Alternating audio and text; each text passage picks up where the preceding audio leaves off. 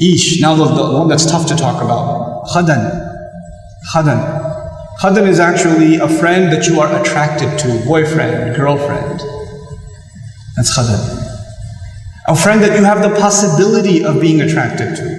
The thought might have crossed your mind. Now you cannot prove for somebody that the thought has crossed their mind. But you know, we're just friends on Facebook. We just talk sometimes. He's just doing da'wah to me. I've heard all of it. I'm from the US. And it's not like it ain't happening here. I'm not blind.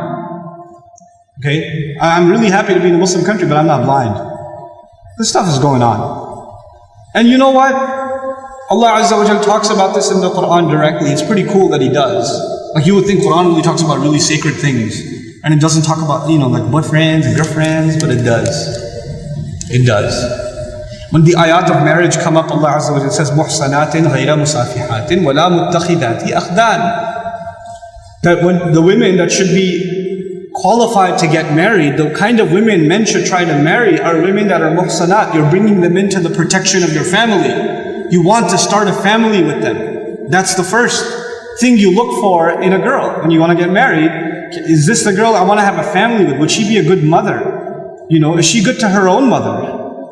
Is she a good child herself? Does she have family qualities herself that she would be a good family? If you are rebelling against your parents and he's rebelling against his parents and you want to get married and all of that, well, you know what? It sounds like an Indian movie for a while, but eventually you know what's going to happen. You are going to have the most miserable life because you don't have the fundamental values of what it means to be in a family. What it means to be in a family. What it means to have loyalty to people that have raised you, that have taken care of you. You have this fluffy, stupid idea of what love means. First of all, stop watching Indian movies, for God's sake. Stop. Please. How many times can you watch people running around a tree? Enough. And it's gotten filthier and filthier and filthier. My God. I went to a restaurant not too long ago with my children in Seattle. Halal restaurant. We looked it up and it was a halal restaurant. So we went. And they're just, halal restaurant, for their entertainment, they got like Bollywood on. I literally had to turn my children around and myself turn around and, because it's so filthy. It's so disgusting. Like, how can that play in your homes? How can you have mothers and daughters and sisters and wives in your homes and have that in your home? That's disgusting. Stop it. It's not acceptable by any stretch of the imagination. You're destroying your families by doing this, What you allow to, these are friends you've made, these digital friends you've made that you're watching all the time. SubhanAllah, the harm they have. So, coming back to akhdan though, what does it mean? وَلَا مُتَّخِذَاتِ أَخْدَانٍ. First of all, look for a wife that is going to start a family with you, that will be in the protection of the fort of your home. And then, غَيْرَ مُصَافِحَاتٍ, that you're not just there to get your lust out of the way. You don't just think she's cute and that's it. I want to marry her, she's so beautiful. I can't stop thinking about her. You don't know how many of those emails I get. Oh my God, I have so much fun reading them too. Brother, there's this sister, I was giving her da'wah, I want to marry her. No, you weren't giving her da'wah to Islam, first of all. That's a different kind of da'wah you were doing, my friend. And let's be real. And then you want to marry her. Have you talked to your parents? No. They would kill me. Have you talked to her parents? No, astaghfirullah. I was like, then go to the store and buy yourself a baby bottle and suck on it. You're a baby, you can't talk to your parents, can't talk to her parents, then you're not a man. When you become a man, call me back. Until then, sit in a corner and cry. Come on. These relationships that you think are so awesome. And you know why, and I'll fill you in a little. I'll fill you in, especially the teenagers in the audience. And the young people in the audience who kind of just recently shot an email and somebody emailed them back and a little Facebook thing happened, and a little wink and a little hee there in the playground, even though it's a separate school. But in recess you saw each other like hee and hee. Like a little bit of that happened. Let me just fill you in a little. All of this is a product of low self-esteem. You think you're ugly. So if a guy thinks you're cute, you're like, really? I'm beautiful? You know, you have low self-esteem. You think nobody's going to like you, nobody's going to want to marry you, and all of that stuff. And on the other hand, the guy, like, you know, we don't have good friendships and good relationships, so we're looking for something. And most of the guys, I don't have to tell you what's going on in your head. You and I have ijma' on this issue. The things that go on in our head. There's no reason for me to explain all of that to you, you know. But, you know, just because you have raging hormones and you're like daydreaming about girls and things like that, it doesn't mean that you're in love. It just means that you haven't controlled your temptations yet. And you're ruining somebody's life. You're ruining an entire family. Do you realize what you're doing? And you call it love? You tell me if she was like 50 pounds fatter, you still be in love? Because she's the same person, same ruh inside her jasad, right?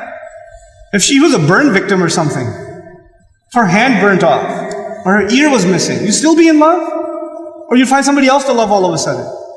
And if you can't answer that question honestly, then come on, you're not in love, you're just hormonal. That's all you are, you know? This is what we've done to relationships that are supposed to be beautiful. Marriage is supposed to be a beautiful relationship. It's supposed to be a lifelong relationship. But because you're watching all of these models on TV and stupid, like, you know, women that are just throwing themselves at men and all this stuff, and you've developed this delusional concept of what it means to have love in your life. Delusional concept. Our deen came to free the world from this nonsense. To free it. Because we have a more mature understanding of what it means to have love in your life. You know, to have, I'm not saying you shouldn't marry someone you like, you should. You should be attracted to your future spouse. All of those things are fine. But there's a decency that you have to exhibit before that. You know? And if you're okay with talking to a girl like that, you should be okay with somebody talking to your sister. You're okay with that too? Not if you have any ounce of decency left inside you. If you do, then, you know, this is how we have to end these things. And now if you've been in that kind of relationship, or you're in one of those relationships right now, nobody knows. Only Allah knows and you know. Don't raise your hand, please. Right? But I'm saying, and you're like, oh, after today's lecture, I have decided I no longer want to be your friend. You know, don't even write that, because even then you're looking for a response. You're kidding yourself. And then you're checking, did she write back? Yes, we should no longer be friends. And then you'll write back, you're right, we really shouldn't be friends anymore. And then she'll write back, yeah, never again. And then you're still doing it. Just stop, just cut it off. Just cut it off. It's not good for you. And guys, I've done a whole series on shame, so I won't repeat the whole thing because it took hours and hours and hours, but I will tell you this. It's okay to be attracted to a girl. Allah put that in you.